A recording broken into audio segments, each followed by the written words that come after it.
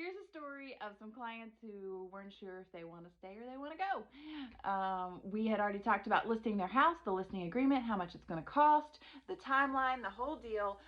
They knew what to expect. But then they decided they wanted to stay in their house.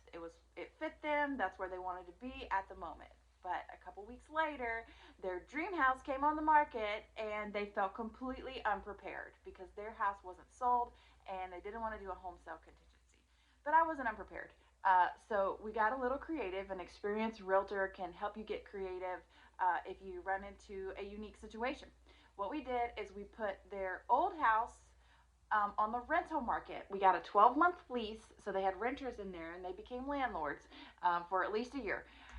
And then they were able to purchase the new house. So what happens is if you are getting rental income and it's more than your mortgage, and so there's a gap there, then you get to count that as your income. So it looks like more income instead of more debt. And then they were able to qualify for another mortgage.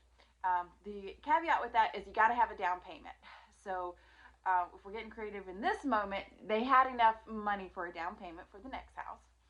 And then once that 12-month lease ended, they sold that house anyways and made more money than they would have the year before. So it worked out perfectly for them. All that to say is your experienced realtor can be creative.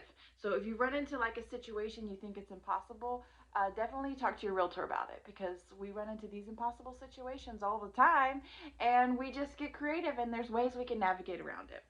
So that's my story of should you stay or should you go?